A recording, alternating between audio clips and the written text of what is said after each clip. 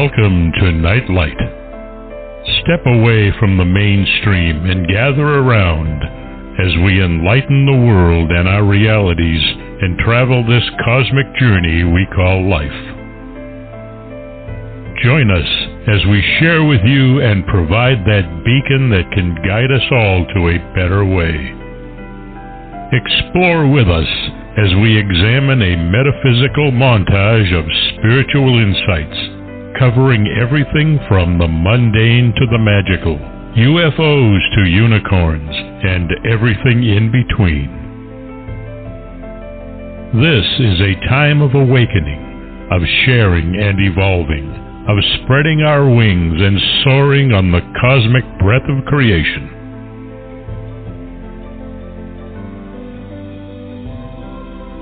Come and join with other light-minded spirits as we weave our lights together to seek understanding, enlightenment, and with a little luck, some wisdom. This is Nightlight, a reminder that you are never alone.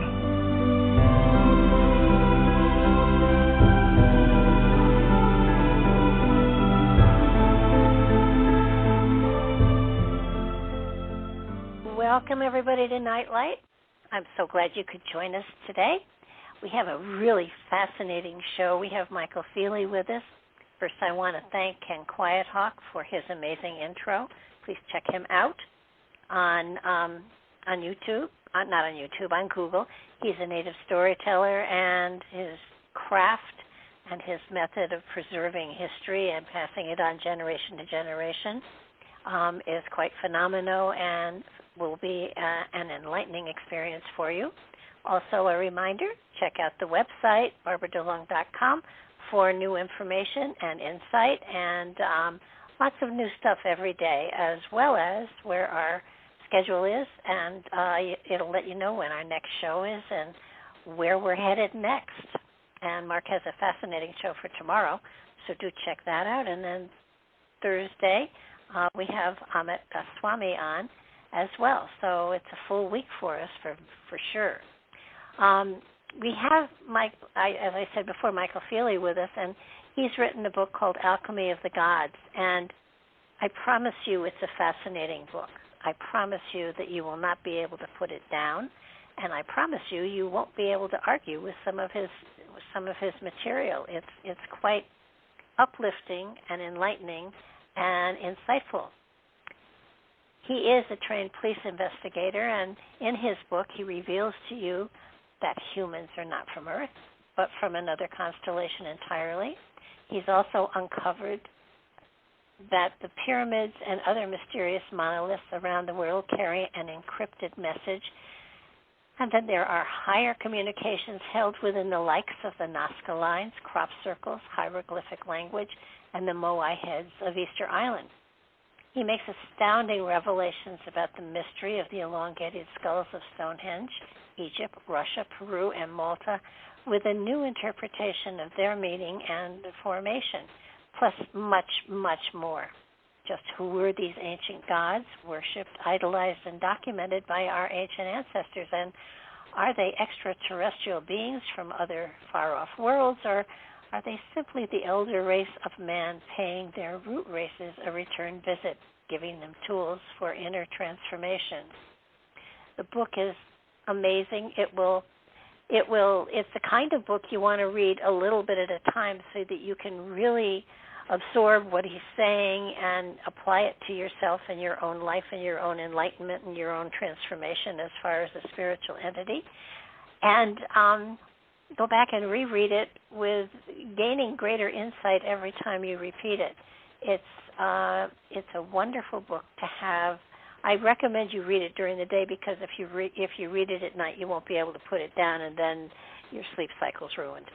But it's a fabulous book. I had it was a joy to read, and will be a joy to reread at some time when I have some time to read for pleasure and can do it slowly, which is the way this book really should be read.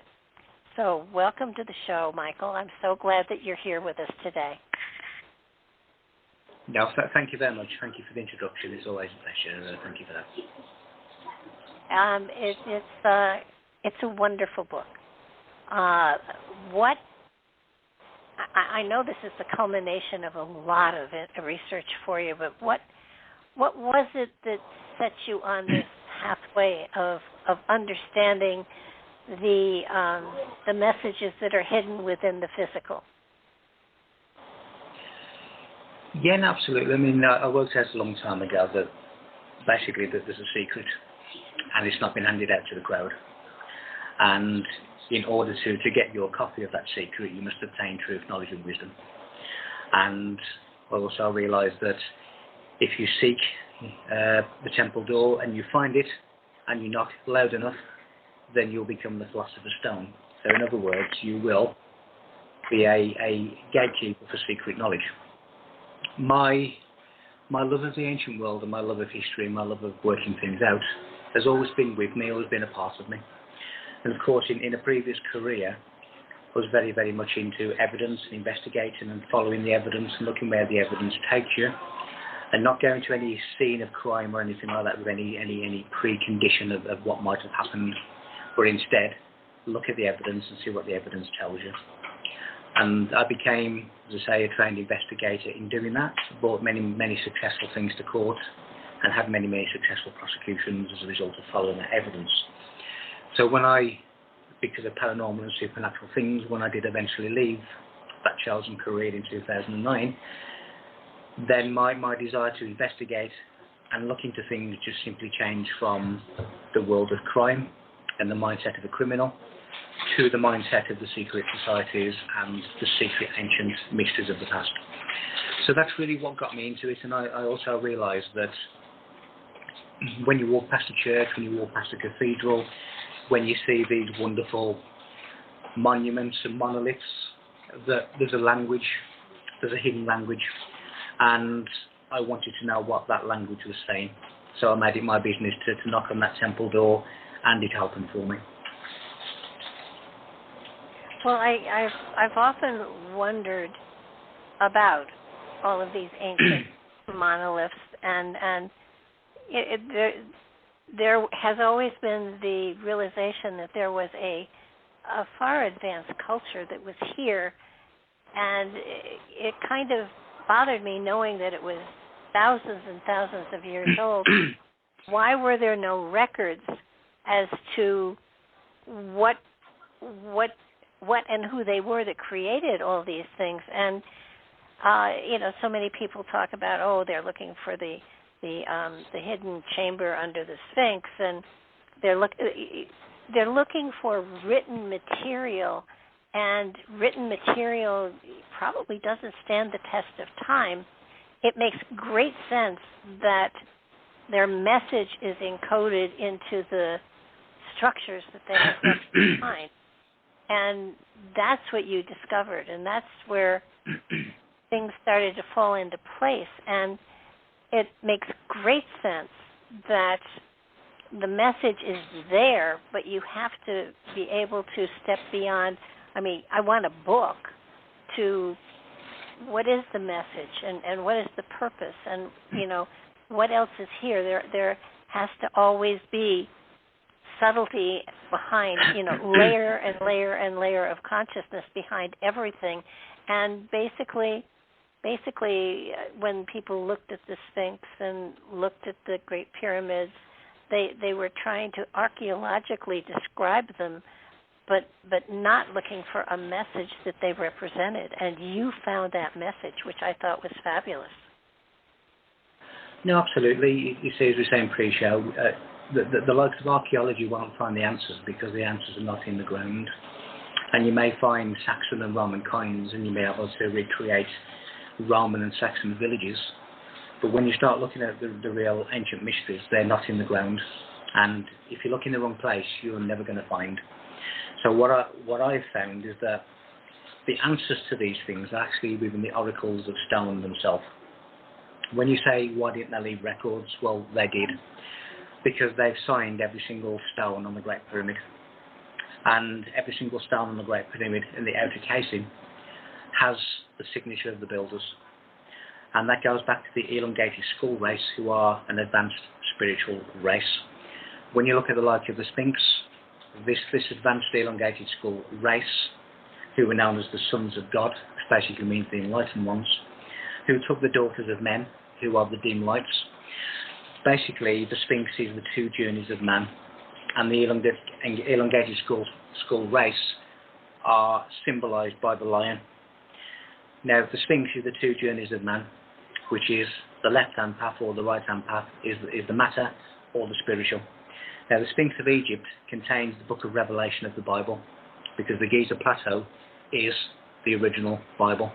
And the things that we see in the Bible now originally come from Egypt via the Hebrew, via the Kabbalah interpretation.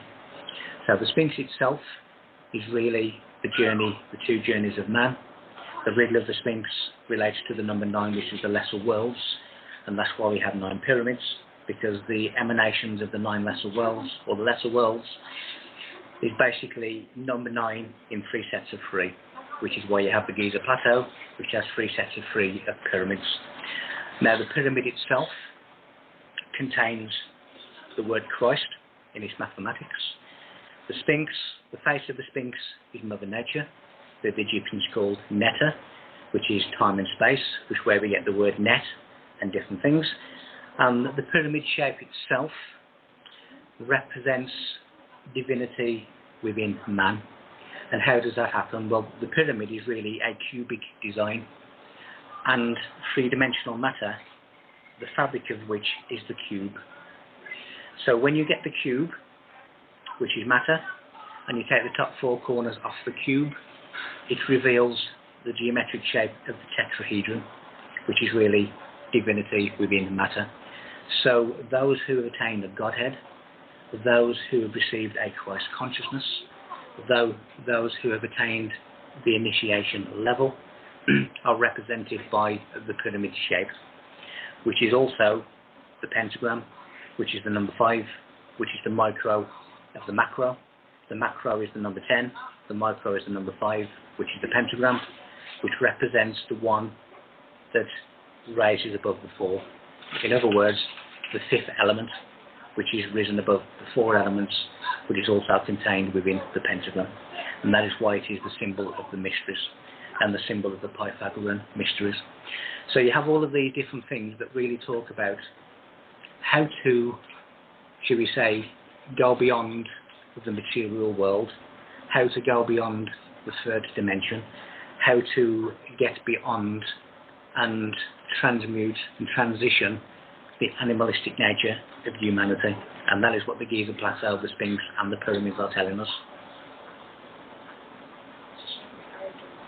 Well, I think that you have made it very simple, and I think it's important for people to understand that we have the potential within us to get to this understanding, to get to to understand the messages that have been left to us, and you know, they've stood through time, sometimes 40,000 years or more, and it's difficult for a lot of people to grasp the story that has come out of your work, because it does give us an understanding that we in our own physicality represent the journey that we have to go through, but on a spiritual level, not on a physical level. And I think that's so many people, you know, do pilgrimages and try to gain enlightenment by going places, and the reality is they have to go within to understand the messages that are there. You speak about the messages left by you know, the Nazca lines and crop circles and the hieroglyphic language as well, and there are those messages that are left there for, and the phrase keeps coming up, with eyes to see and ears to hear, because it's there. It's just a matter of embracing the message that they are giving energetically.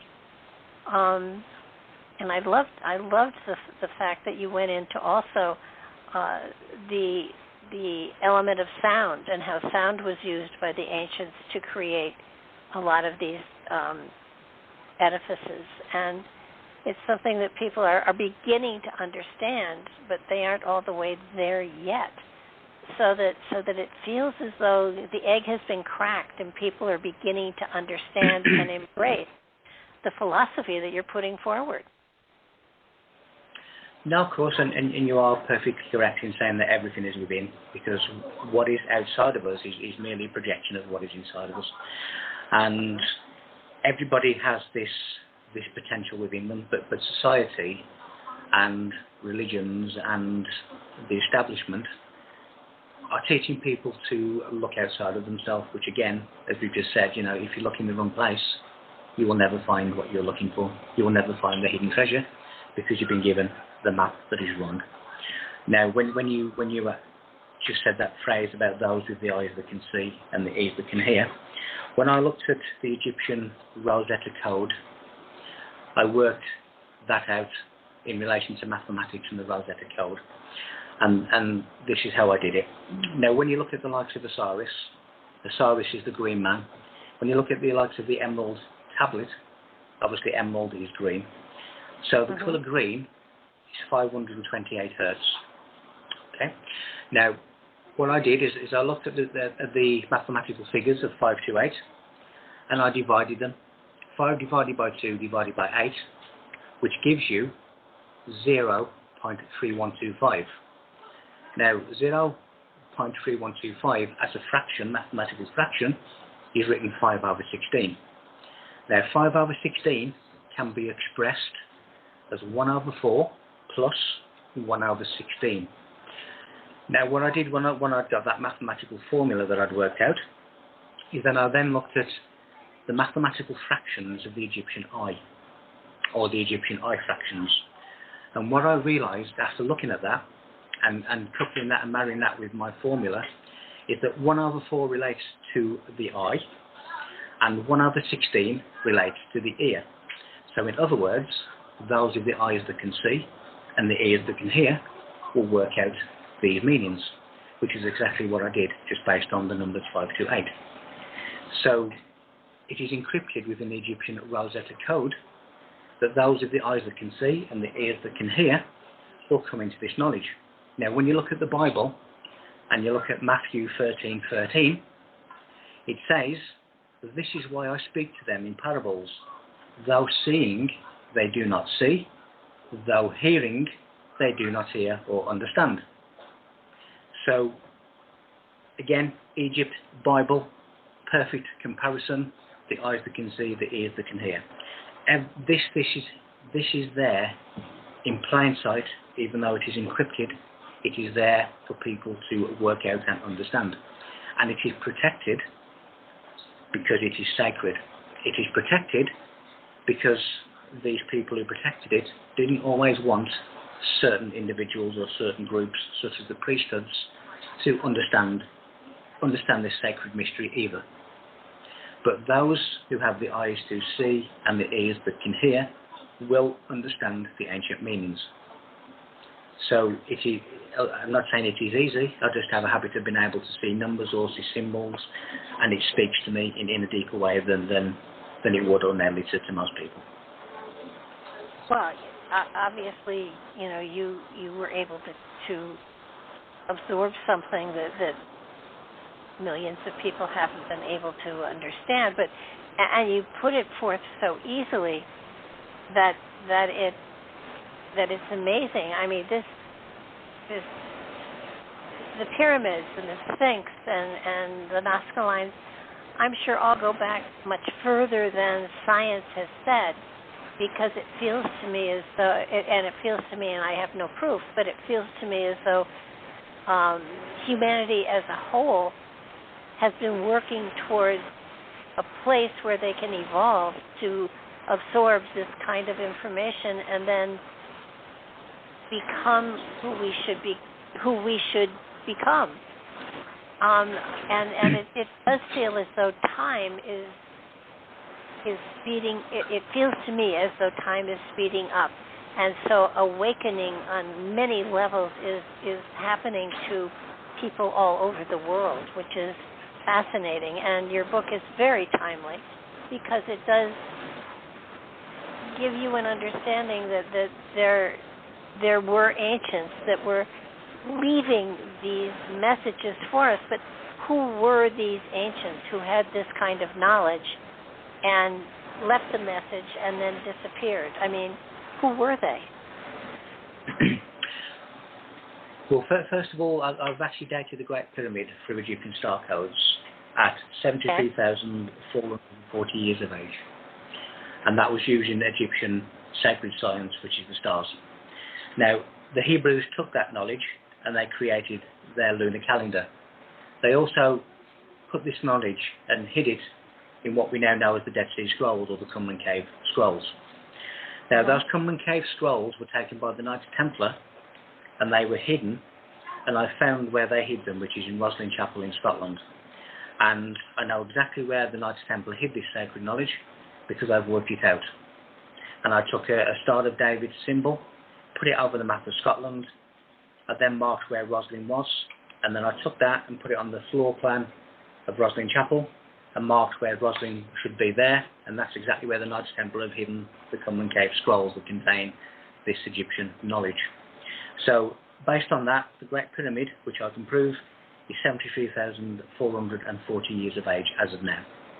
In terms of who built them, as I said, there was a race of beings called the Sons of God, and they were the elongated skull race, and they took this knowledge and they took it throughout the world and beyond the world, because there's pyramids and obelisks on the Moon, on Venus, on Mercury, on all of these different planets of the solar system, and on Mars as well. They basically operated from the seventh sphere, or the seventh plane of existence, which is the God consciousness. And they encrypted within their design. They built these monuments using three-dimensional mid-air acoustics, which is basically levitation. And they were able to create laser beams through sound, which is how they were able to carve with such beautiful precision these bricks, these rocks. So they were built by the Sons of God, the elongated skulls, and when they realised that black magic was taking over their power, when they realised that black magic was taking over the world and devaluing the sacred knowledge, they basically went inside these monuments, such as the Great Pyramid, did their last initiations, and then dematerialised. And when you see the likes of some of the shafts, such as the Queen's Chamber, the shafts are sealed, and that's because they wanted to insulate the knowledge within these monuments. Now, when you go to certain places on the Great Pyramid, and you say a certain word at the correct time, in the correct vibration of voice, there are mysterious stones that just slide open. And there's one of them on the top of the Great Pyramid, south facing. Now that leads 980 feet into the ground. Now, just so the audience can actually get some kind of comparison for that, that's almost the height of the Eiffel Tower down.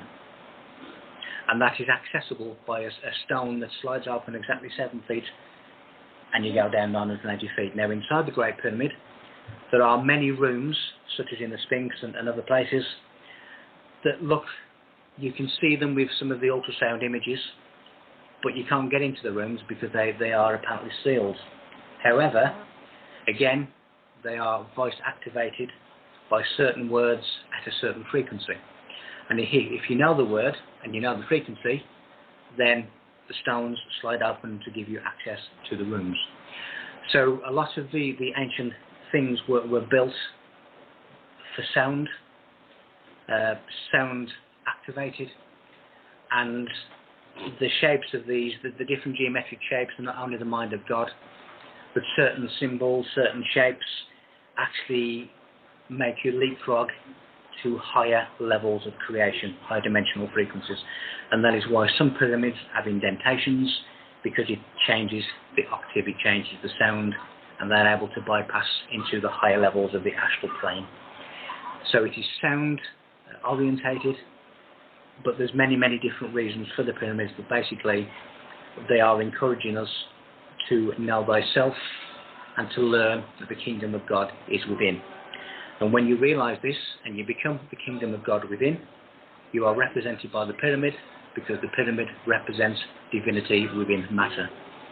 And you are the matter, you are the cube, you are the box. And if you want to step outside the box, then you need to make certain realizations of who and what you are. They also, I think in your book you said something about some of those tubes, the tunnels that are carved into, I think the Queen's Chamber or the King, I forget where but they would set babies into them to raise their frequencies. That's correct. You have some of the smaller chambers that are at the top of the Great Pyramid, and they're basically, should we say, sound chambers. And when you put babies and small infants into these sound chambers, they also did this while the baby was still in the womb by gestation techniques. But when you introduce a certain sound, you can actually change the shape of matter. The higher the frequency, the different shape. So you have all of these different shapes through frequency. And when you look at the likes of Stonehenge and other monoliths around the world, you will see at certain locations there are indentations in some of the rocks that are the same size as the human skull cap, because they used to put their head into these holes inside the monoliths in order to receive the crystalline energies that were going through them, influxing through them. So yes, there is sound. In the beginning was the word, and the word was sound. And when you look at the word stone, the word stone in Hebrew means father and son. And when you further analyze the word son, it gives you sonic, it gives you sound, it gives you resonance, resonance. They are talking about the universal creation, which is sound. Now, when you look at the likes of the basis of our modern day physics, which is largely influenced by Einstein's E=mc², Einstein, in that famous equation, was only giving us half the answer. Because what he didn't do, or what he failed to do, or what he deliberately did, was to only use the equation for dynamic mass. He didn't use the equation for static mass.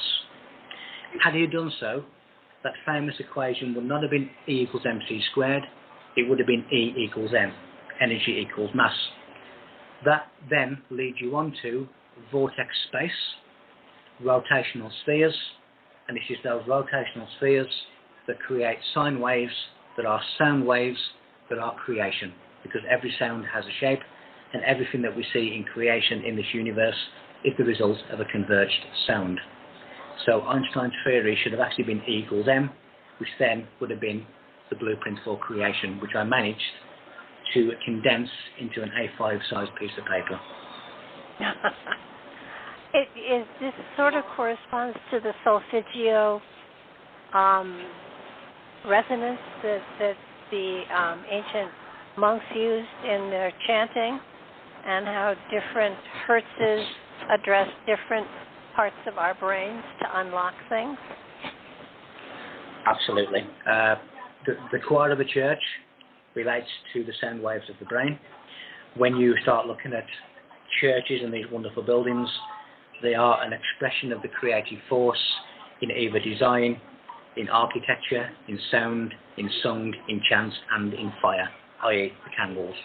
They are an expression of God, because geometric shapes are the mind of God, and as I say, each shape is a sound that corresponds to a different level of creation, and if you match that sound, you are elevated to that level of creation. And that is no different with music, with these ancient cultures, with the Nazca lines, with the hieroglyphs, with all of these things that we've already discussed in terms of the sound, the creation, the word of God, the universe. And that is exactly what they're doing. They are elevating themselves to a higher level of creation. Got you.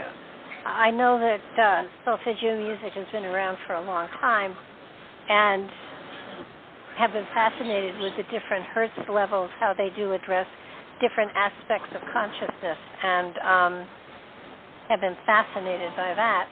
But you take it, 4 steps. You take it a mile down the road, and make a greater sense of it, which is phenomenal.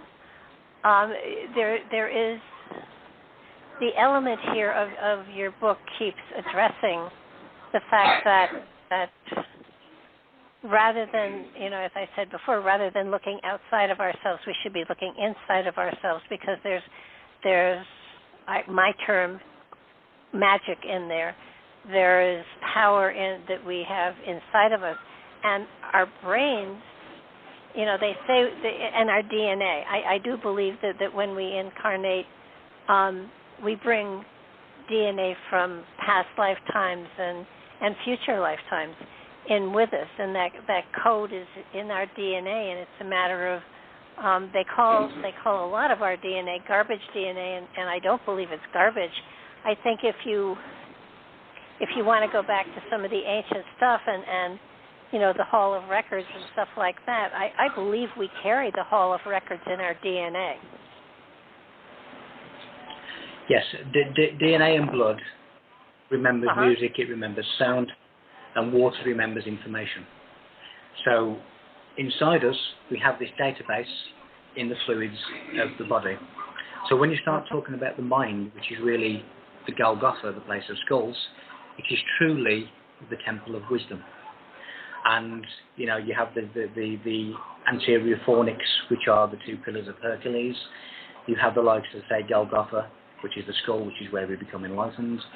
We have the Holy of Holies in there, which is the hippocampus, which means seahorse. We then have these ancient depictions of the likes of Poseidon and Neptune riding on a seahorse. You have in the likes of the Bible saying that on that day his feet will stand on the Mount of Olives, and the Mount of Olives will split in 2 from east to west. Now when you look at the medulla oblongata in the brain, there are 2 olives, which is the Mount of Olives split in 2, and one is on the east, one is on the west. So it's talking about the brain. When you talk about Lebanon, and it says in the Bible, come with me from Lebanon, look from the top of Amana, from the top of Sinai and Hermon, from the lion's dens, from the mountains of the leopards. And that is in the Book of Songs. Now, what that really means is Lebanon comes from Leban, which means white, which is talking about the white matter of the brain. And then Amana is the throat, which projects breath from the nerve centre of the body, which is then allowed downward into the centres of the spine. So you have the temple, which is the mind, which is the brain, which is the head. And you have the key to that temple, which is the tongue. Because the tongue is where we speak, where we have the vibrations, and that opens up the temple itself. And I've experienced this personally within Stonehenge, when my co-host on a particular day, with certain voice techniques, certain voice octaves, managed to make the stones sing. When we look at when God, the creative force, decides to manifest and reveal itself, it appears as a dot, which some people call the monad. That dot is the revelation of God saying, I'm here. If you move a dot in any direction, it becomes a line. So when you have the horizontal line, it represents the thought of God. When you look at speech, in Hebrew, speech has a meaning called leadership. Now, leadership has its ups and downs. So then we have a vertical line. So you now have a horizontal line, which is thought, and you have a vertical line, which is speech, which gives us the cross. Now, there's a gap in between thinking and speaking, which is called divine nothingness. Okay? In that divine nothingness, we can retreat to silence. It is our decision if we should speak what we've just thought. Should we bring divine harmony and divine knowledge into the world, or shall we destroy somebody by what we say? Now, within that divine nothingness is when we actually choose whether or not to do that. So you have thought and speech, which is basically God, but the tongue is the key to your temple, and you are the one that owns that temple. Now, within your throat chakra, you have your Adam's apple. And if you misuse your words, if you misuse the divine gift of speech, then you are misusing or taking a bite from the apple, the Adam's apple, and you are the downfall of man. So all of these things that are biblical and monolithic are really talking about the human body and the mind, and how we are on the journey of the dark astral light or the light astral light, the black and white checkered flooring of masonry.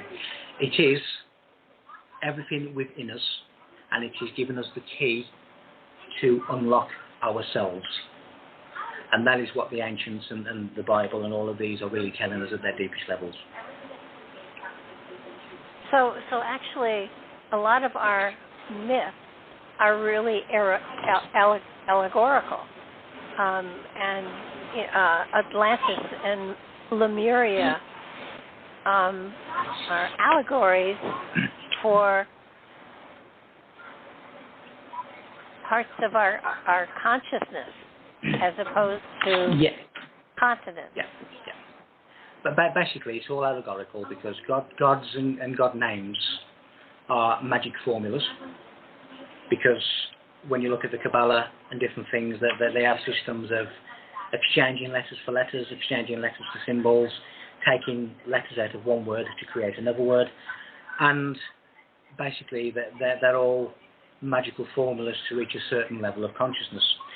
What is Atlantis? What is the biblical flood? What is Noah's Ark? It is nothing to do with Earth. And that is why you need to look to the stars, the sacred science. You see, every 25,920 years, we have what is known as the precession of the equinox, which is basically a finger post for the advancement of humanity. And it starts off in one sign and it goes all the way around and comes back again just over 25,000 years later. Now, during that 25,920 years, there will be 7 different pole stars. Now, each of those pole stars represent one of the islands of Atlantis. Now, when the pole star changes, the previous one is said to sink in the celestial waters. Now, after the 7th island has sank, those are the 7 islands of Atlantis that have sank into the celestial waters. So Atlantis was never on Earth, Atlantis is in the sky. When you look at the biblical flood, again, it is talking about the celestial waters. And Noah's Ark is the Ark of Heaven. That then brings into Nibiru of the Anunnaki story, which again is the Ark of Heaven. It is not a planet. So all of these things are talking about the celestial waters, the changing of the pole stars, and the precession of the equinox, which marks an advancement of humanity. They are not earthly events. And I acknowledge, yes, there are floods, there are tsunamis, there are places that become flooded, but in relation to the biblical story, in relation to the Anunnaki Nibiru story, in relation to the story of Noah's Ark, it is the celestial waters of heaven that they were referring to, not something that happened on Earth. I think I was fascinated with how you investigated the cities and places that supposedly were washed over with a flood, and proved pretty conclusively that there was no massive flood. There couldn't have been, because the histories of a lot of these different countries and areas just, it never gave an indication that there was, even heavy rain, let alone a flood. No, I mean, history shows us, because they continue to document the events and their own civilization events, that there were civilizations there during the time of the so-called biblical flood, and one of them was the 5th dynasty of Egypt, and they've not mentioned the flood. They're still here. According to the Bible, we had Noah and his family who survived the flood. I mean, what we have really are the 4 corners of Earth, which replicate the 4 corners of heaven. And within the 12 zodiac signs, you have these wheels of time, really, and then the zodiac signs, the 12 zodiac signs, they are the 4 triads. Now, when you put the 4 triads together, it makes a square. So when you complete the full zodiac circle, you are squaring the circle. Now, you extend that to the great year, which is in the precession of the equinox. What they're talking about are the chariots of Ezekiel, where the chariot is basically the solar system and the wheels are the orbital motion of the planets of the solar system. They're talking about heavenly movement. They're talking about certain key signs in the sky, the celestial narrative, that indicate certain events on Earth. And that is the original sacred science, because the first thing that man ever observed was the stars. Now, science is all about observation and gaining data from the observation. And we did that with the stars. So, because they were able to read the celestial narrative, and they were able to say that at certain times of the year this will happen, at certain times this will happen, in 100 years this will happen, their people believed them to be gods. But what they were doing was reading the stars. Now, just imagine in ancient times, you went to your people and you say, in June and July, the rivers of the Nile will rise and your crops will grow. In September and August, the waters will recede and your crops will die. But in March and April next year, they will grow again. Your people are thinking, how does he know that? Because you are seeing and witnessing with your eyes the predictions and prophecies coming true. But they were reading the stars and the effects of the stars. And those are the original prophets, the ones who are able to prophesize the future by the movement of the stars. And that is the true sacred science. Well, when you come to especially the South American pyramids, which, were never under ice and were pretty much alone for thousands of years, does that explain why their observatories and stuff like that, they can't understand what they were for? Because, the South American pyramids never went through a time of being populated, as far as I can see. So the population for those areas had to be even before the last ice age, I would gather. They were. Again, if you look at, you have the same people, the same race, the elongated skull race, the sons of God, who went across the world. So it's the same knowledge base in different parts of the world that was interpreted in a different way based on the level of knowledge of that civilization. But it is the same knowledge base that expanded. Now, everywhere that you find these pyramids, monoliths, monuments, that is where this race disembarked. And when you see pyramids and different things, they are databases of secret knowledge. As I say, it doesn't just belong to Earth, it belongs to other planets of the solar system as well.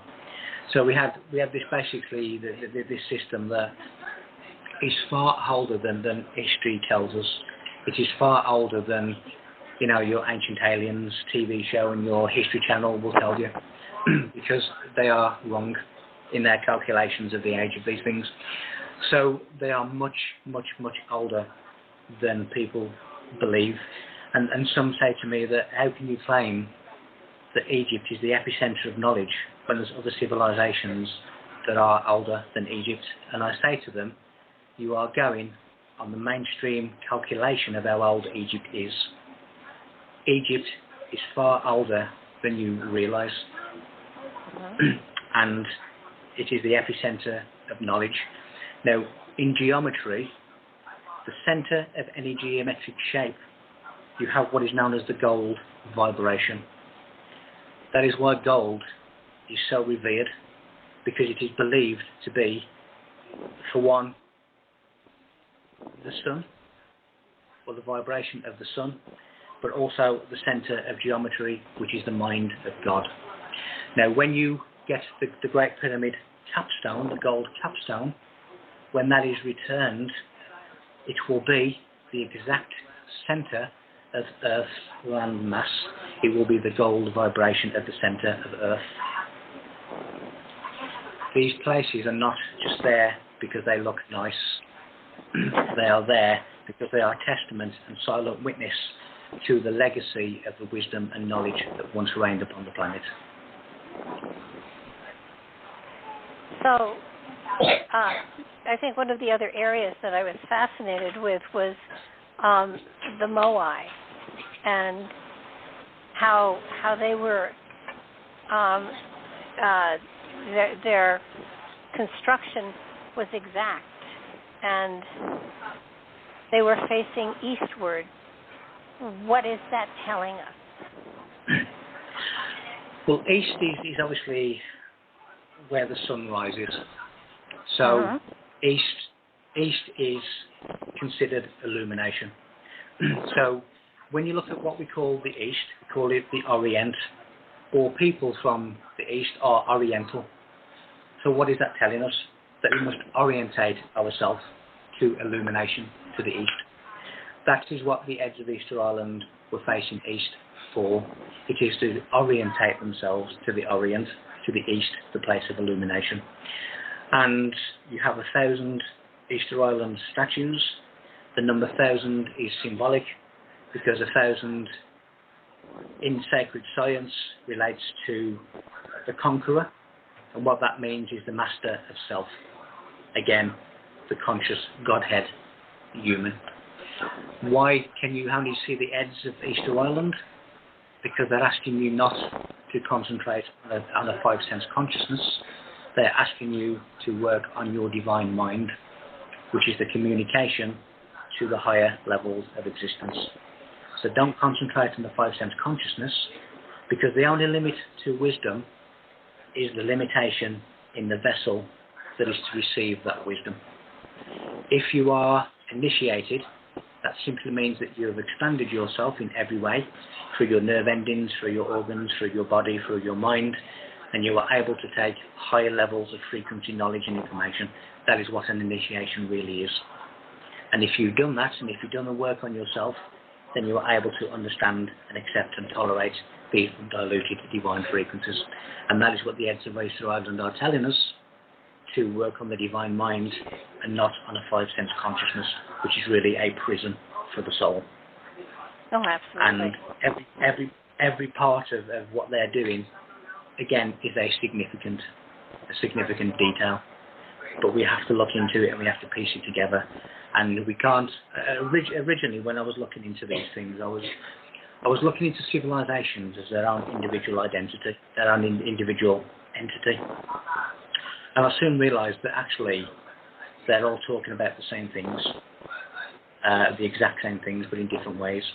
When you look at the recorded 4,200 religions of the world, when you look at their epicenter, and I promise you and guarantee this, they are all talking about the same thing. But what they're doing is they're arguing over what separates them and not talking about the things that unify them. And if they were to do that, the world would change relatively quickly. Because every single one of them, if I was to present you over 100 or 1,000 ancient books and take you all around the world and show you every single monolith and monument and pyramid that we've found, if I was to take you to planets of the solar system where you find the same monoliths and pyramids, and I was to say to you that I can actually reduce all of this to one word, and that word would be thyself. That is what they are telling you. The key is within you. And it is for you to unlock the door to the temple, which is the mind, which connects to our Father who art in heaven, which is the universal mind. And when we do that, that's where a lot of people, to my mind, restrict themselves. Yes, the universal mind, absolutely, but they seem to want to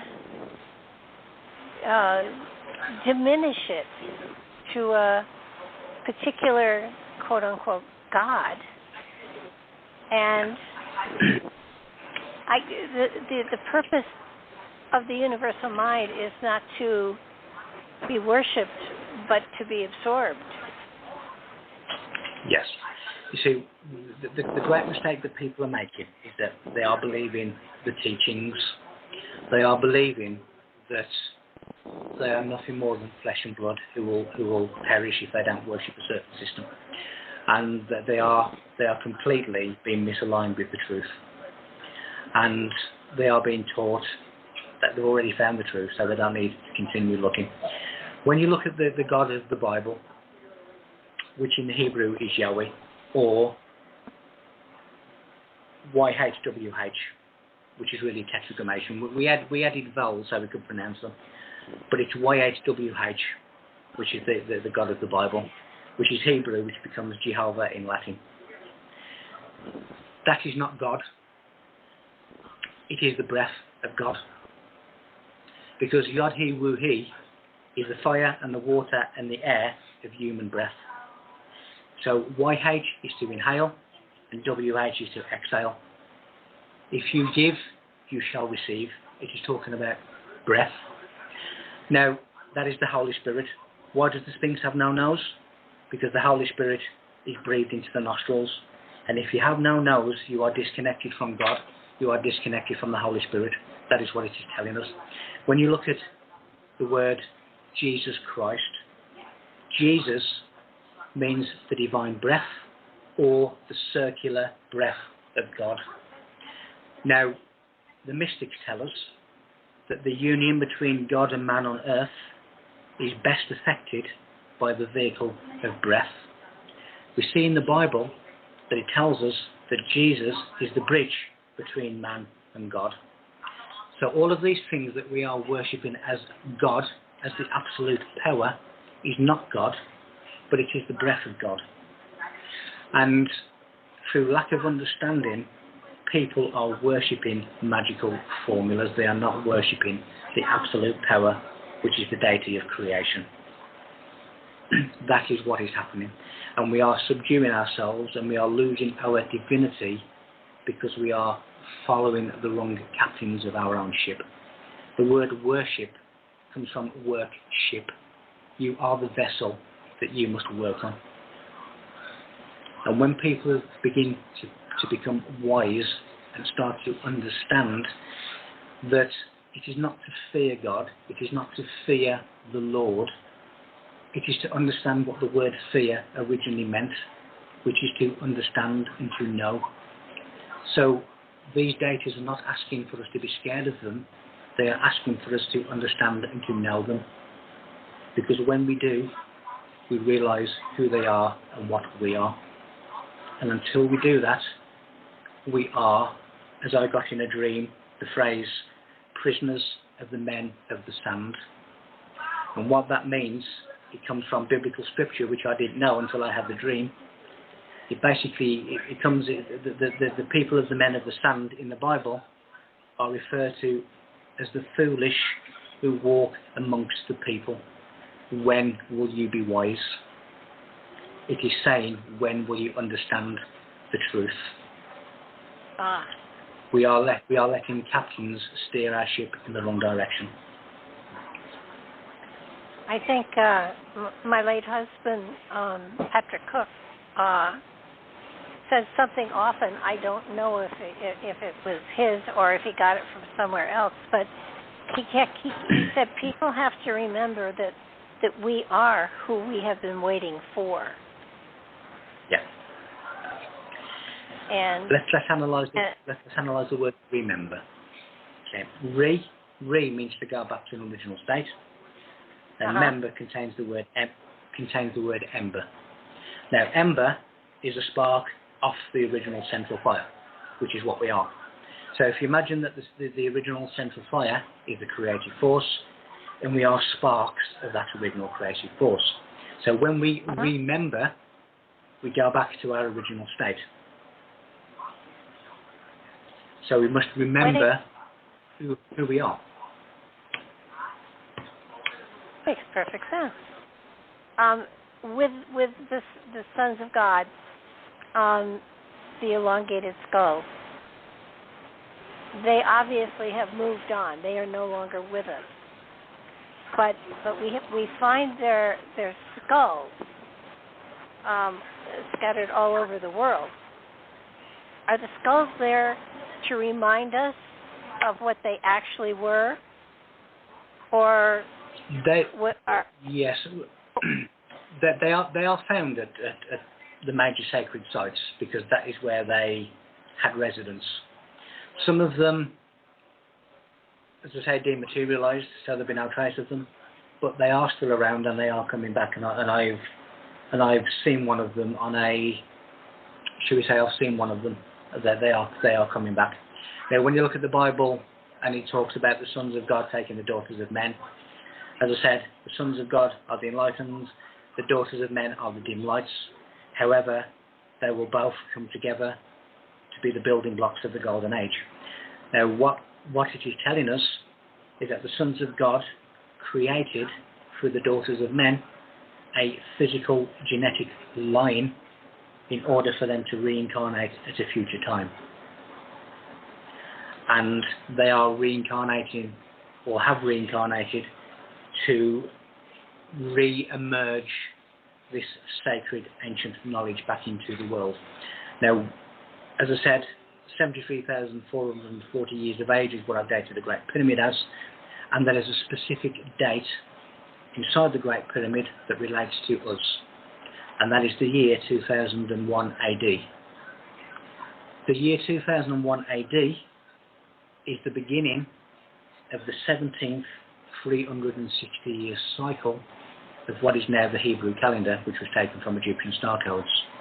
The 17th 360-year cycle is when this knowledge was time capsuled to be re-emerged into the world. And what was the date? 2001. And that is a specific date that I have found inside the Great Pyramid. So our generation now are the ones that were chosen to be the flame bearers of knowledge from the ancient past.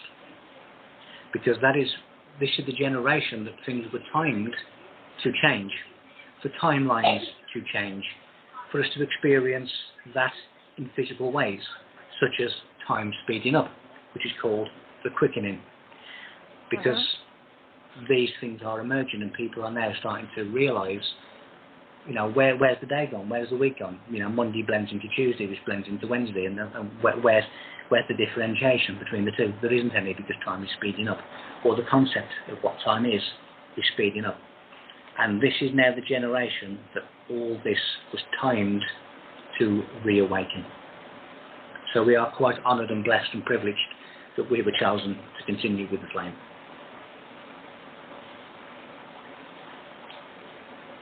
There has been, I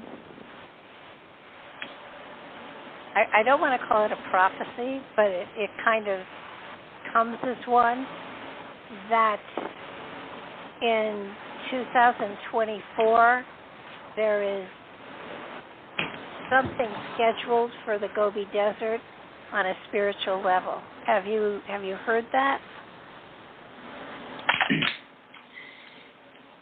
Yeah, I always tell people to be slightly cautious of dates.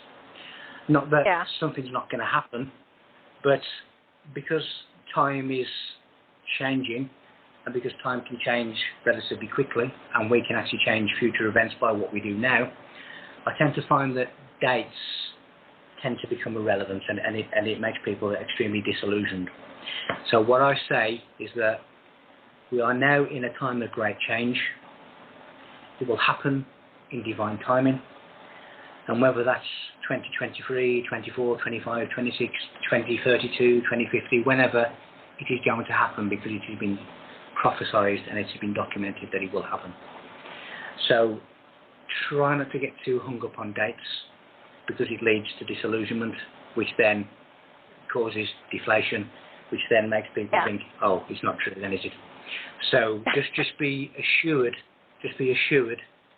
that this is now the time of great change, and we are here to witness it, whatever date, whatever day, whatever time that turns out to be.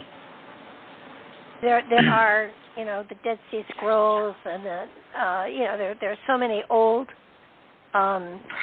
records being found and brought into the light. And while people read them literally, there are obviously different interpretations to them. And one of them was the Copper Scroll. And I know that it has been said to be a treasure map for literal treasure. I'm wondering if there is a spiritual treasure there implied that people aren't understanding. Yes, I mean, treasure maps tend to refer to the treasure of the mind, which is the gold of the mind, which is the illumination of the mind. So when you look at the symbology of treasure maps, X marks the spot. It's talking about the seat of enlightenment, which is inside the mind, which is inside the true temple of God. So we always have, a physical part, a spiritual part, but it tends to be a spiritual meaning that they are referring to symbolically. Well, and the entire Bible then becomes symbolical and not literal. And if you take that look at it, it changes totally the message that it is meant to give us. And it in many ways, the Bible restricts us when it was meant to enlighten us. Yes, but that is down to the different levels of meaning that we've failed to penetrate, and the different levels of meaning that we are being taught to believe as truth are stories that hide the truth. And it's only when you dig to a certain level of stratum, in other words, different levels of the same thing, that you start looking at Hebrew topology and different things. But there are multiple levels of the Bible. There are multiple levels of meaning of these sacred words. And until you get to the correct level, you will not understand the Bible. If anybody who believes that they can pick up a Bible and read it like a book and understand it are in error. They are really, really in error. For one, they are reading it from left to right, when mystically they read and write from right to left, because that is taking them back towards their heart center, their spiritual center, whereas if you read or write from left to right, you are taking yourself away from your spiritual center, which is your heart. So you will never understand the Bible if you read it like a book. You will never understand the Bible unless you look beyond the stories. And it is our responsibility to do that. And it's our responsibility to realize that Noah, that Moses, that all of these famous stories and characters of the Bible are codes. And they are codes for each and every one of us as an enlightened or potentially enlightened being. You'll never find the treasure of the Bible unless you dig deep enough. But for those who actually wrote it, did they know what they were writing, or were they tapping into a different level within themselves to write an allegory that for some would be a guidebook, and for others the key to understanding the enlightenment that we have within? Well, the Bible and such like is a work of genius, and it was written in such a way that those with the sacred knowledge, by using symbols, by using letters from words to create other words, they were basically confusing the uninitiated reader. Only those who were initiated into the sacred mysteries would actually understand the true meaning of the Holy Writ. And those outside of those initiation processes would not understand what the Bible was telling them. They would get an exoteric version of an esoteric truth. So they were people of a higher level of awareness that were encrypting their secret knowledge. One, to protect it. Two, to communicate between themselves and keep the information within themselves. and for free to stop the sacred information getting into the wrong hands.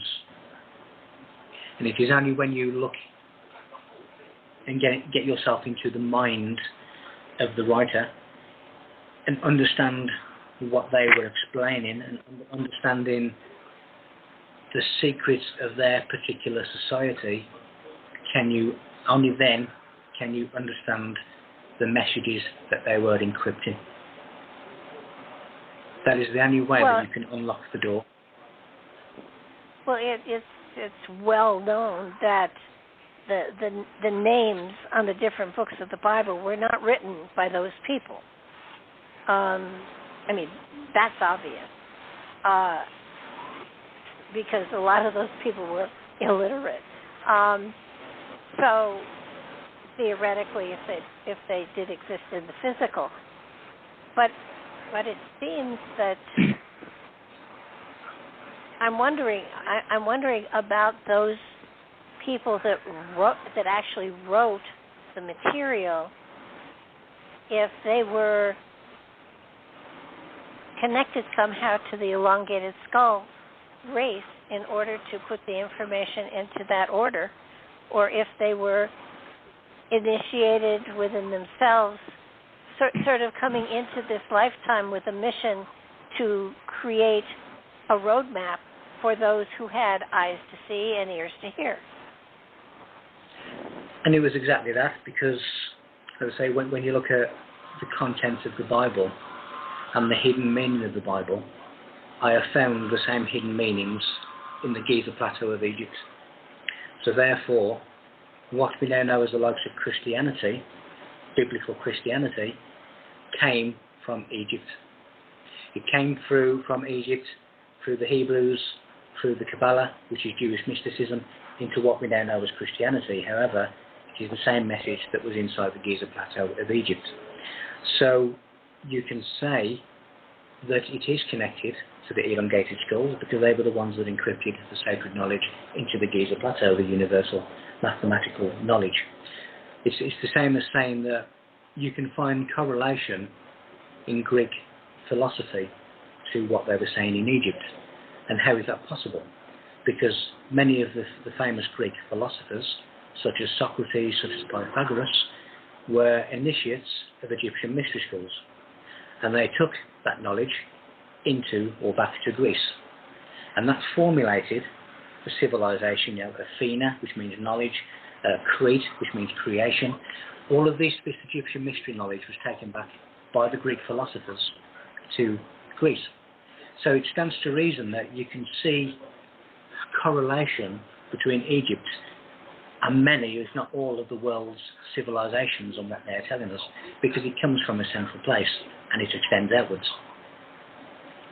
So the Bible correlates to Egypt, ancient Greece correlates to Egypt, Masonry correlates to Egypt, the Hebrew and Kabbalah correlates to Egypt.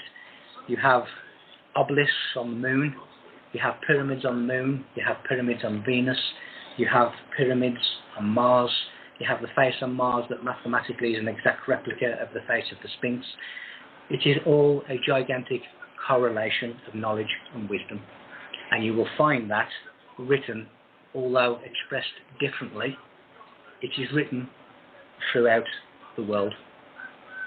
Because it is the same knowledge, the same epicenter of knowledge that has expanded from that epicenter. Well, if you take almost all religions, and you take them down to their very fundamental beginnings, they all have the golden rule basically as the foundation, and upon them was created a religion for that particular culture. But it does appear that when you look at that, everything is an allegory. Everything has a message that is more on a personal level than on a, it's all speaking to you to remember, to reignite what you carry within, and to sort of open that portal to the understanding of the dimensions of the spirit that is carried within, the spark of the infinite that is carried within. my personal philosophy is that that's what our journey is through time. To not only recognize the spark, but to coax it into a flame. It is, and symbols and geometry do communicate on that level and do help you to remember. And as I said, all the religions, all the ethos of the religions, all the ancient world connects to that ethos of religions because that's where it comes from. And when you say that, we have the Abrahamic religions, which is your Christianity, which is your Islamic, which is your Judaism, and you say that they are the main Abrahamic religions of the world. But Abraham is a title. Abraham is a title for a high priest of Brahma. So when you look at Abraham and you look, which is really Abram, and you just juggle the letters around, it becomes Brahma anyway. So Abraham is a title of the priests of Brahma, which then brings Hinduism into the main religions. They are the same thing. They are worshipping the same gods under different names, which are not really gods, they're magical formulas. And the way in which you say these words, the way in which you pronounce these names, you can speak in the multiple realities of existence just by uttering a name. And that is what they are doing. They are evoking deities or entities, but they are magical formulas, they are not gods. And when you look at the names of the Bible, they are translated into different names because that's exactly what they are code words. And when you understand Notar, Kin and Tamurah, which are Hebraic ways in which you jumble letters up or you change letters or you take words from words, you understand that they are all magical formulas and that various shapes such as circles, triangles and squares are magical spaces in which to evoke these invisible inhabitants and control them within that sacred space. We are not worshipping gods, we are saying magical formulas. So in essence, there is only one. So in essence, the universe is a symphony of creation. The universe is a sound, and that sound is amplified in different ways, in the same way as an orchestra projects a symphony, which gives you, the different sections of the orchestra. Everything is sound. The word of God is sound. The breath of God is the life of the universe, which is Jesus Christ, which is a title, not a name. And that is Osiris, which is a title, not a name. And Isis, which is a title, not a name. And all of these things are different sounds. They are different combinations of letters, which are oscillations of colour, which are attaching you to different levels of creation. And different words said in different audible ways connect you to different parts of the creative process, where you can actually bypass, shall we say, the negative lower astral realm by having indentations on a pyramid and striking the stones to create a certain sound. You change the octave by having indentations and you bypass the negative lower worlds. So all of these things we have completely misunderstood, and we've allowed people to tell us who to worship. And it is our responsibility to start going back to basics and to start understanding what we've been doing wrong for so long. Well, that would explain why they haven't been able to find any instruments that have created any of these structures, or the Avery Plains with all of those stones there. Do you have any explanation for Avery, how the purpose of it? Well, basically, stone comes from the word for giant. So what they are doing, the biblical giants are really talking about the stones, the monoliths around the world. And what they are signifying is the contact with the stars and the meteorites of heaven. So when a certain star or meteorite falls to Earth, that then becomes part of these monoliths, which is then a connection to heaven. So when you start looking at Stonehenge, again, there is not one particular reason. Avebury, Eve means serpent. So the avenue, Ave, is basically the serpentine movement of the sun. That then leads to the concentric circle of electromagnetic energy. But the word arc in Egyptian means a circle or an enclosed circle. So what we are looking at is a representation of Noah's Ark on Earth, floating around the celestial waters. And that is the same with Göbekli Tepe, which means the belly or the stomach, which relates to the navel, which relates to the boat, which relates to the ark. So what we have is miniature replicas of Noah's Ark, which is the celestial ark of heaven, that we float through the celestial waters. And that is what they are representing in terms of their stone being from heaven, being the stars from heaven, connecting. They are the biblical giants on earth, which are the stars or the meteorites that have fallen. So with Stonehenge, same with anything else, there's multiple meanings, but in essence we are looking at a miniature Noah's Ark, or a representation of the ark that floats the celestial waters of heaven. It does give you a whole new perspective of the purpose of incarnation and the destiny of the human species. It does, because, again, certain things are going to happen, and as a species we either get ourselves ready for that, otherwise we get taken by surprise.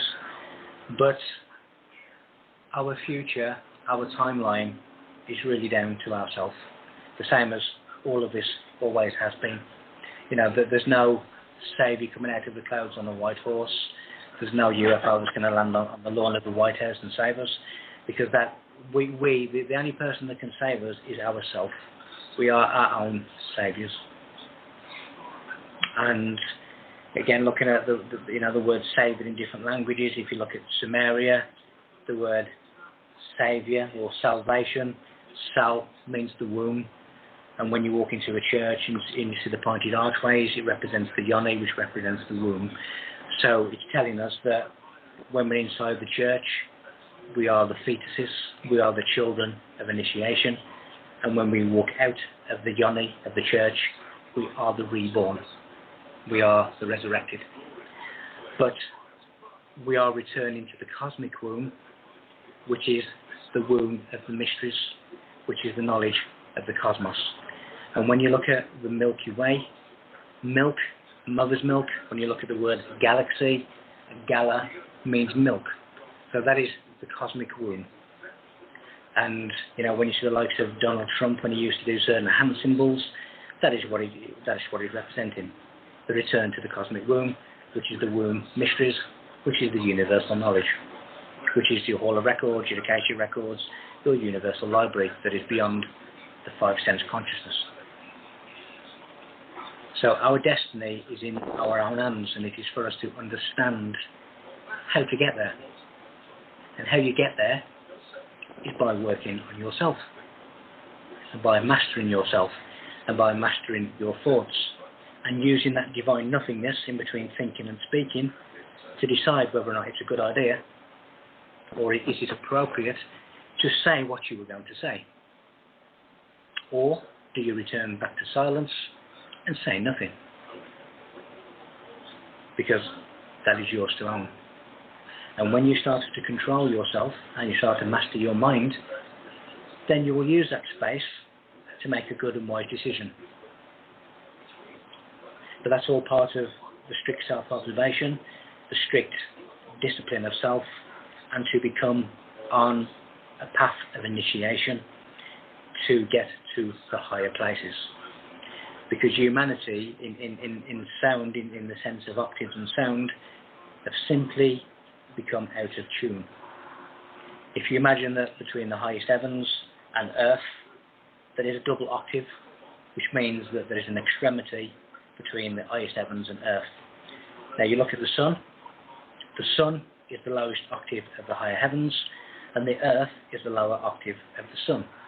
So we are considerably distant from where we should be.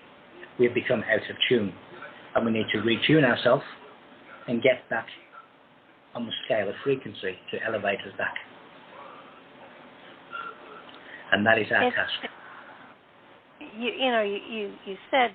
have said that we didn't come from Earth. Where did we come from? I mean, initially we're a spark of the of creation. Got that. But is this our first trip into physical, or have we, as spirits, been in other places at other times? Well, we certainly will be if we haven't already. What my understanding is, and scientists from the East are now beginning to realise this, that human DNA, it's not junk, it is DNA, it is coded. And it is that there are coded messages within DNA that we're now only beginning to discover some of them, but there's a lot more yet to discover. So there's basically a message been written in genetics. Now that message has been written from the stars, from the universe, from the cosmos. It is not from Earth, it is not of earthly origin.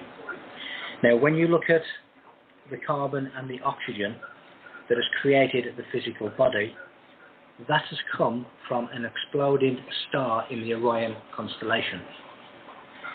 So we are really a continued existence of a star that has died. Now that star lives on in us in a different form, because nothing can ever really die. So when we have a child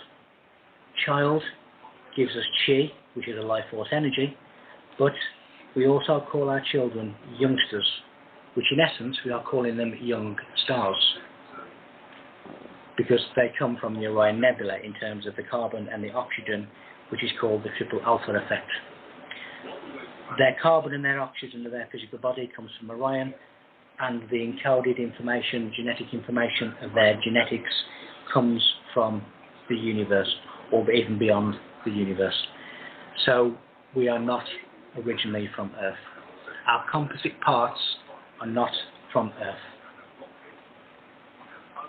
And that is what I meant by humans are not from Earth. Oh, okay. So because we're not. Are there? No, I think I saw a report at one point that did indicate that the DNA that we carry within us is older than the Earth is. So obviously we had to come from somewhere else.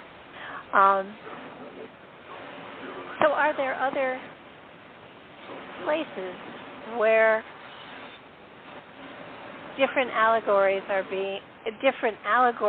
to that particular culture, race, species are unfolding? Did these wise people that were here, are they sort of like a spiritual Johnny Appleseed that go universe to universe, planet to planet, giving seeds of wisdom so that a culture or a species can evolve to greater spiritual awareness? Precisely that. And when you look at the different monuments and monoliths and on the different planets of the solar system, of the belief that they were put there by the same people, because once we've evolved enough to be able to get there to see them, then of course we'll be able to work out, the information of these particular places. And the Sidonian city on planet Mars is a perfect example of that, where the face of the Sphinx, the face of Mars, which is an exact mathematical copy of the Sphinx of Egypt, within the longitude and latitude coordinates of the face on Mars, it tells you how to find Stonehenge. You get the longitude and latitude coordinates of the Great Pyramid, which tells you how to find the five-sided pyramid on Mars, etc., etc. They basically left a longitude and latitude mathematical satellite navigation system throughout the solar system. So it is the same group who are advanced, who are leading humanity on a trail of breadcrumbs to greater things. bear in mind that we are currently in the lower world of lessons, and we can use this time to evolve. The whole reason that matter was created was so that spirit had the resistance to evolve. Because everything minus anything is no longer everything. And in order for the creative force to be everything, it has to experience everything. So matter is the resistance that enables spirit, the Lord of God, to grow and develop. Well, in antiquity, we certainly, I can see where the levels of understanding and enlightenment are there. What about with crop circles? Because they seem to be current, and yet, it really feels as though there are messages there are purposes to the patterns. And aside from making great calendars, people aren't paying much attention to their purpose. But what is the purpose of them? Obviously, crop circles are messages of some sort. Who leaves them and for why? Well, inside crop circles, you have sonic messages, and you have sentences and letters and words within the sound waves of crop circles. When you look at the elements and the invisible inhabitants of the elements, which we call elementals, some of them, such as the fire elements, the salamanders, are trying to communicate with humans and trying to help our evolution. Crop circles, I have seen some of them being formed by balls of light that have scientists have even acknowledged have an independent intelligence of communication between the plasma balls of light that are seen forming the crop circles. They are salamanders, which are the elements of fire. Now, the ancients used to call this a spiritual fire or a firebird. In other words, it is fire that does not burn because it is a spiritual fire. And they replicated that or symbolized that with white horses. Now, when you look all around the UK, you'll see white chalk horses. They are symbolizing the firebirds, the spiritual fire that does not burn. These are what are creating crop circles. Now, some of these white chalk horses of the UK have been dated as over 3,000 years of age. So you can say with confidence that the crop circle phenomena is at least that old, where these invisible inhabitants of the fire elements are trying to communicate and help us. And what you have, again, crop circles, they are, should we say, frozen sound. They are the sound of the environment, the same as a snowflake. When you see a beautiful geometry of a snowflake, that is sound frozen. So it is sound, and every sound has a shape. And that is why crop circles have different shapes, they have different patterns, because they are sound. But within that sound, there is a language within the sound waves. Now, for anybody that doesn't believe that, have a look into the works of the likes of Mozart, the famous composer, because he famously used to encrypt words and messages inside the sound waves of his symphonies. And scientists are now being able to do the same inside human DNA. We are being communicated with, we are being helped. I've had the pleasure or honor, I think, of being able to be in at least one crop circle. And there was such a feeling of peace and quiet and stillness. It was almost if it makes sense to you, it was a stillness that was loud, in that it made everything so quiet. It gave you the opportunity to, aside from taking a nap, of going inside of yourself and it's almost as though the crop circle took away the barriers between consciousness and higher consciousness, so that you were able to tap into greater levels of awareness and creativity in the atmosphere that the crop circle created. So in a way, Correct. crop circles become a chamber for initiation or enlightenment.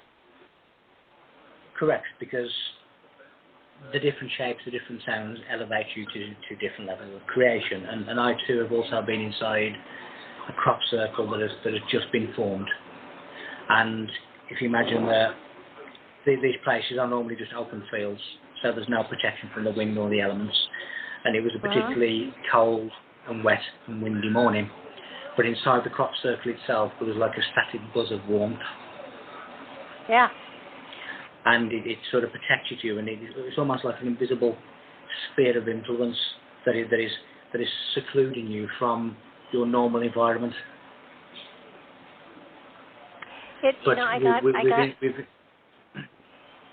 I got almost the same.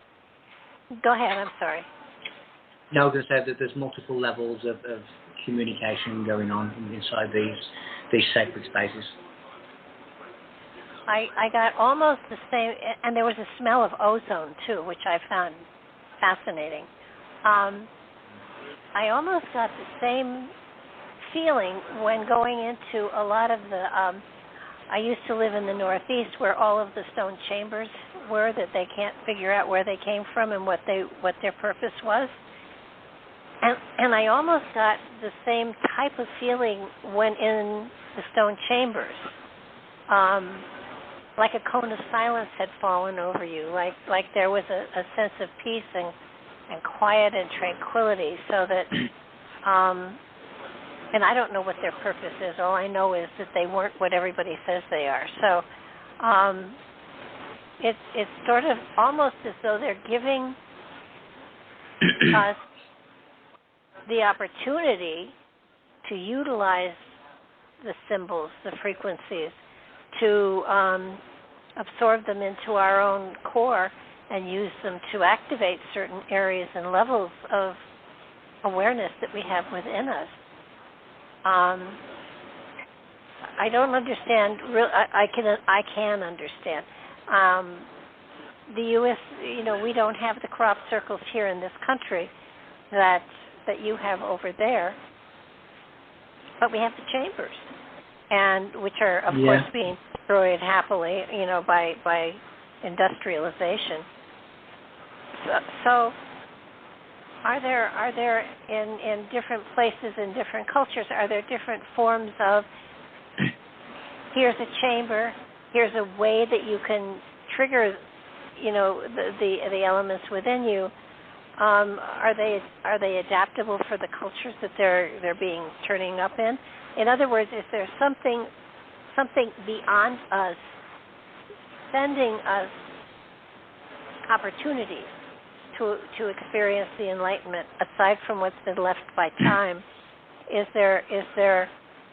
Are there signals still being sent to us from wherever to help us to wake up?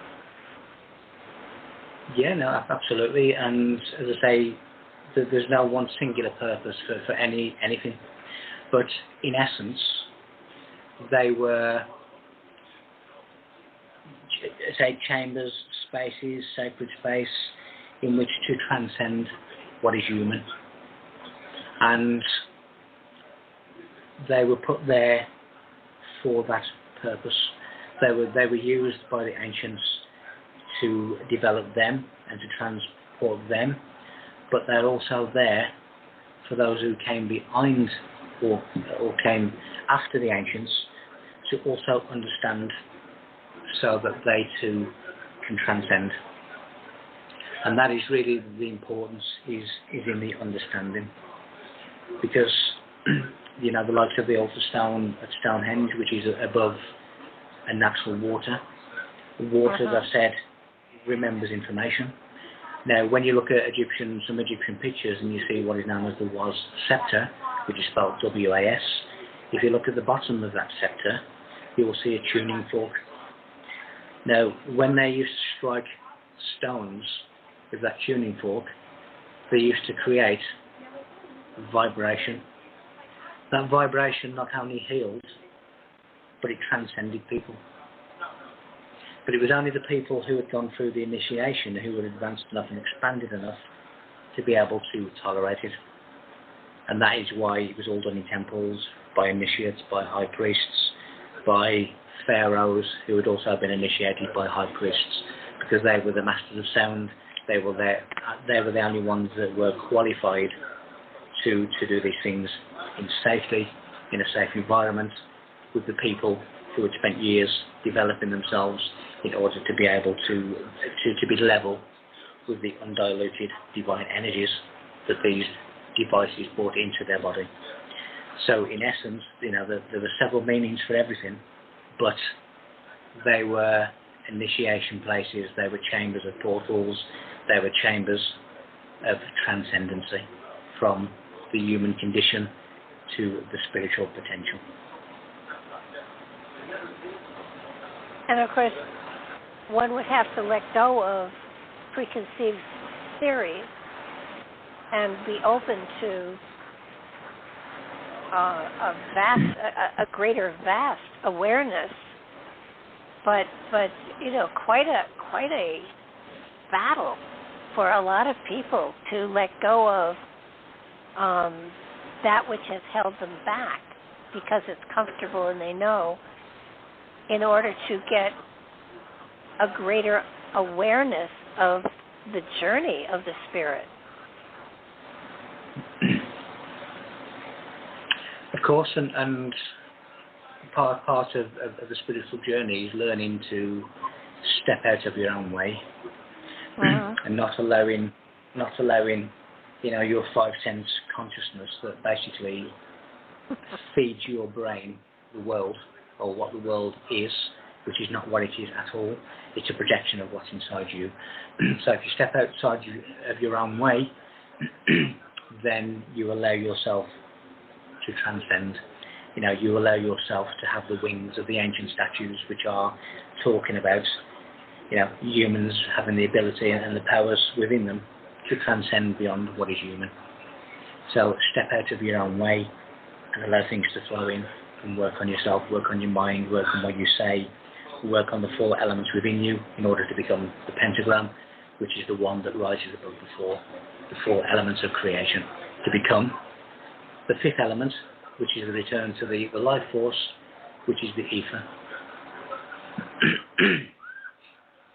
It's often, it amuses me greatly that people think that visiting, other planets and other solar systems is something that will be done in a tin can. It, to me, makes greater sense that it's a transcendental type of shifting of consciousness, and then taking the physical with you. That kind of travel is something that is not scientifically developed, it's spiritually evolved. Yeah, and the way in which I look at things are, the positive ETs are, in my view, advanced spiritual humans. And of course, they have an interest in what's going on, because this is what they've left in order to transcend. Now, you have different levels of existences. You have, the technologically advanced who can get here, wherever here is, on these craft, but they are not yet spiritually developed enough to not need the craft in which to travel. So you then have those who don't need the craft to travel, because they are multi-locational, multi-dimensional entities that can travel through the portals, travel to any dimension, which again is a sound, is a vibration.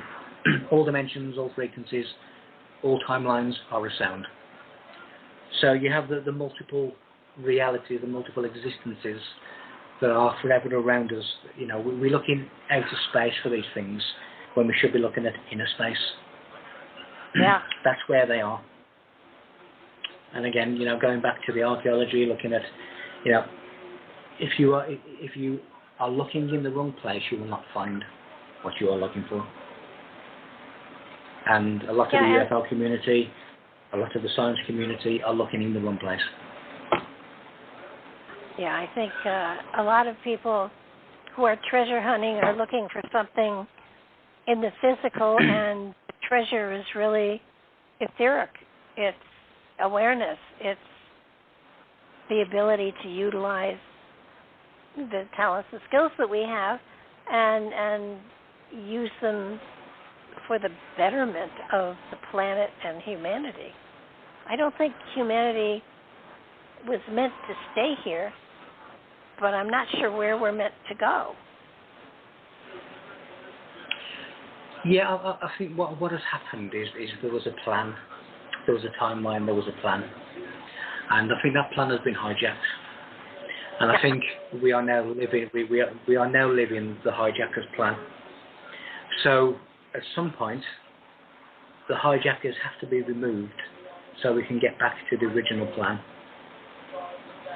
And that's what we are seeing with the changes that are happening on Earth at the moment. And I do think that we are living in a false matrix that has been we've been hijacked. And the way in which society and our civilization is now designed and geared is to keep people in that false matrix by inhumanity, by systems of mind control such as religions, by the way in which the world is run, the way in which people are kept down in negativity, in depression, in debt, in living from paycheck to paycheck. All of this is taking people further and further and further into material existence. And material existence is the law of matter, which is what we know as Satan. So that is why we have the satanic world, satanic consciousness. Well, yeah, and in a way, humanity at this moment in time is enslaved. I don't know anyone. I mean, I'm sure they're out there, but I mean, at the very least, we're enslaved by our reliance upon credit cards and the element of money and gathering money and power and stuff like that. And so humanity is at this moment in time enslaved very much like the Egyptians were in the Bible. So it's a matter of how do you break that enslavement and allow yourself to be spiritually free. And we're enslaved not only by the materialistic stuff, but by the corporate entities of religious organizations where they were founded on purity. They have not continued to be pure. They've been corrupted themselves by power and money. Yes, I mean, again, it's the knowledge of these things, because without the knowledge of these things, then people will forever be slaves. If you don't realise that you're in a prison because it has no bars, it has no windows, then you will be forever happy in a cell because you don't know you're in a cell. We have a system of money and credit cards. Money doesn't actually exist. It's an illusionary system. When you become aware of these things, you then stand a fighting chance. And we always complicate things that are really simple. It doesn't get much more simple to stop the slavery. It is one word, it has two letters, and we pronounce it no. And if people turn around, they don't have to loot, they don't have to smash shop windows, they don't have to overturn patrol cars. They can turn around and say, no, I'm not doing this. I am not complying with this. Then there is no system of slavery. There is only a system of slavery because we allow it. We acquiesce to it. And the moment we stop acquiescing to it, there is no system of slavery. And it really becomes as simple as saying, no. Are you going to be vaccinated? No. Are you going to comply? No. You know, you don't have to be violent. You don't have to go and riot and break things. You just say no, and you say it from a standpoint of knowledge, because when you have knowledge of the system, the things that are happening to humanity can no longer happen. We don't need a new system. We just need to understand the system. So what seems to be complicated is simple. Well, to get out of a rut that we've been in for generations and generations, and to go in a direction that is so different from what we have been programmed for. You're right. It's simple. Just say no. Be Nancy Reagan. But the understanding, I mean, once you get into the understanding of the philosophy, once you understand where we really came from and what we really are here for, then it's easier. But to just suddenly turn your back on everything, many people have to have something to go from and, of course, go to. And, of course, that's where faith comes in. And I do believe that the element of faith plays a great deal in this. I have faith that I will, I am on the right pathway. And a lot of people have faith they're on the right pathway and they're not. Yes, I mean, the word faith comes from the word fid, which is hidden within the word confidence. So, if you are confident in what you are saying, then you are really a formidable force, because people who are armed with knowledge are powerful people. So what does the system then try to do? It tries to give people a false light, a false knowledge. And that is your religions, that is your belief systems, because it is a false light. You're almost infiltrating, the most significant parts of society, and by influencing and infiltrating them, you are steering people in the wrong direction. The amount of truth groups that I speak to who will show me a symbol which they say satanic, it's not satanic at all. You've just been fed a lie and you've run with that lie. The amount of Christians and people of different faiths that I speak to who say, you're a blasphemer. Okay, do you understand what the word blaspheme means? And they'll say no.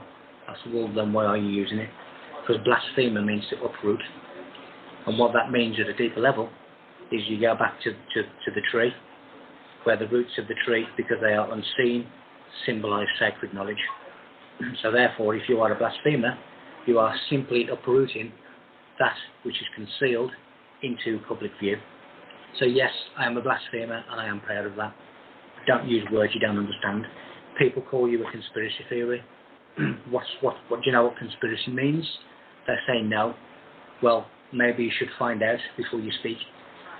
Because conspiracy, conspire, means to breathe together. And what does that mean? Jesus Christ, the bridge between man and God. The breath of God. Anything with the word spire, aspire, conspire, expire, spire of a church, means breath. Your ignorance is no defense. If you're gonna call me these words, these names, understand what you're saying. And that's what it all boils down to. People have allowed themselves to be misaligned with truth. They're not taking responsibility for themselves. The very system that they're trying to escape from is a system that they embrace because it is their safety net. That control is their safety net. Because to then rock the boat, you then have to take responsibility and you then have to do something about it. You have to stand like the legs of the bed, as the Bible tells you. You have to stand upon your own foundation. But people don't want to do that. So they're happy to be enslaved. It is down to us. It is down to ourselves to escape. Yeah. No, it's comfortable for them. It's safe, and it's.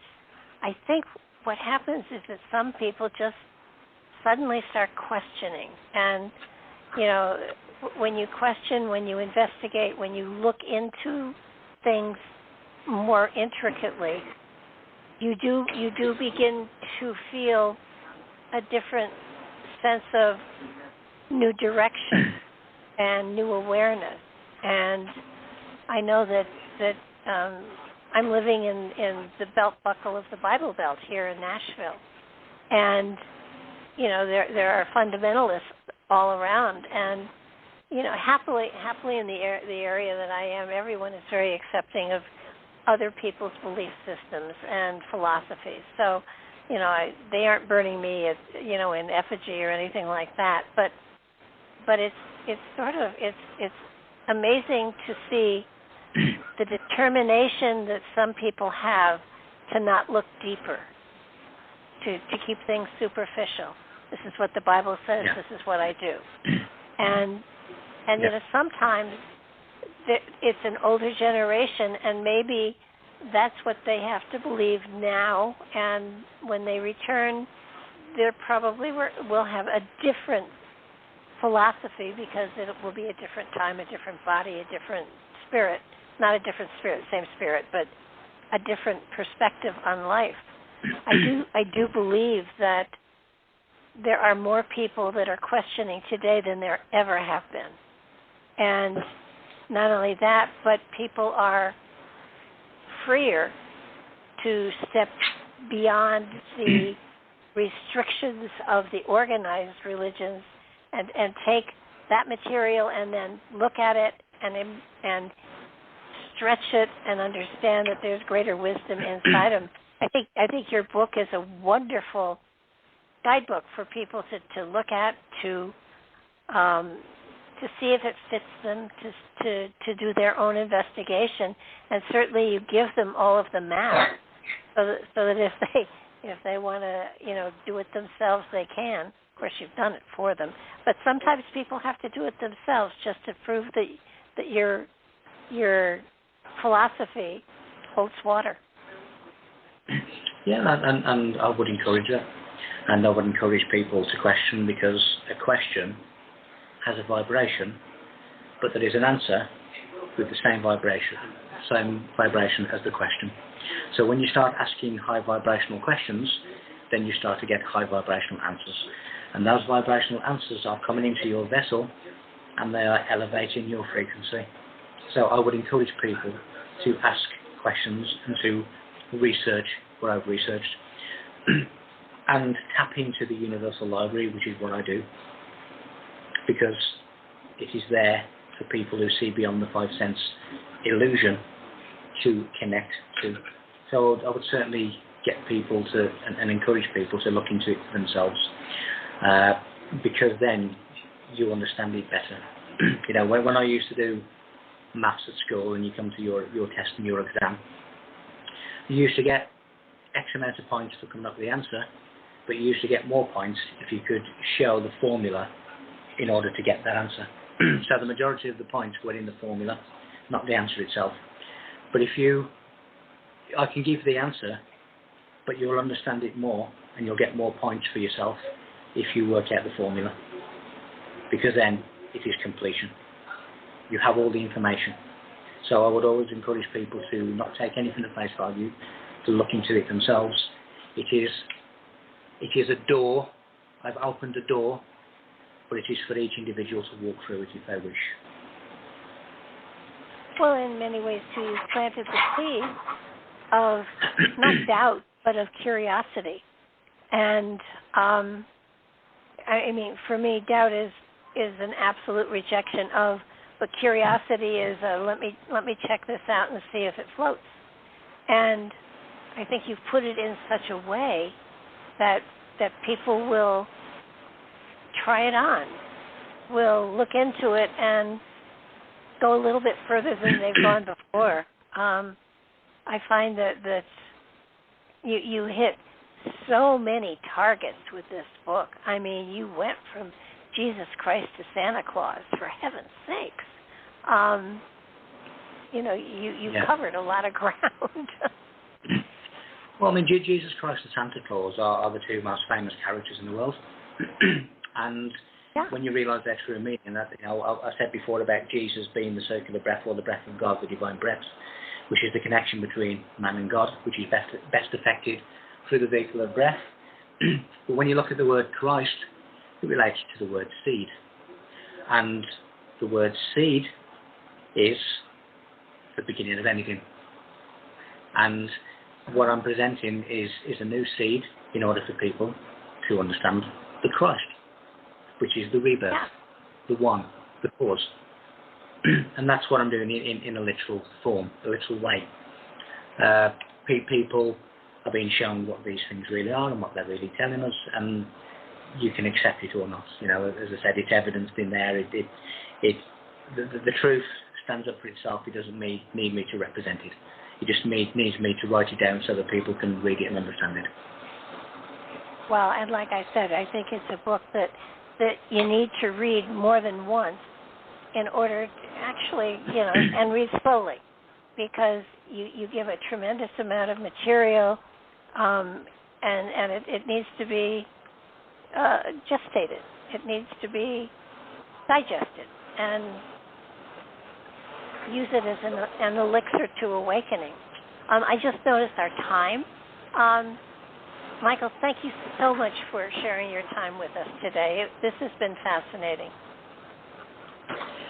Yeah, it's been an absolute pleasure. Thank you. And as I say, it's elevating people from the human condition to a much greater, much more advanced, much more wise and knowledgeable place. And it is platforms such as this that enable me to do that. I write books because books are basically for the reader at the reader's pace. And it is a wonderful medium.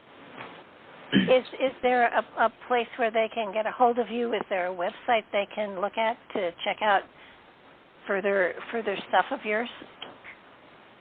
Yeah, the best place to go would be my website, which is michael-feeley.com. And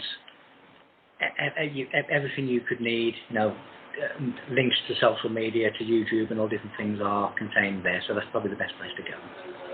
Okay. Well, I look forward to having you on again, to reading your next book and seeing how much further you go. Thank you so much for being here today and sharing your wisdom and your knowledge and your investigation with us. It's been a sheer pleasure. No, so thank you very much, and it's been a pleasure for me as well, so thank you. Okay, good evening now.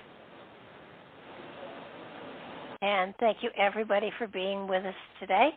It's been a pleasure. And please check out his book, Alchemy of the Gods, and his other books as well.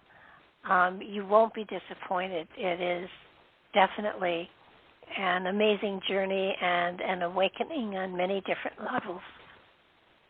Thanks so much for being here. Good night.